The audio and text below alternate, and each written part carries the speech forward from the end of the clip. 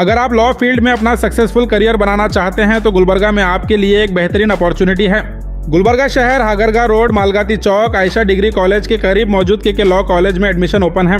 ये college Karnataka state law university Hubli से affiliated है और बार काउंसिल ऑफ इंडिया से अप्रूव्ड है। यहाँ स्टूडेंट्स के लिए 3 साल का LLB और 5 साल का BILLB कोर्स अवेलेबल है।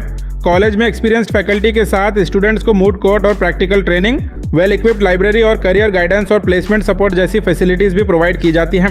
लॉ सिर्फ एक डिग्री नहीं बल्कि एक स्ट्रॉन्ग और रिस्पेक्टेड प्रोफेशन है।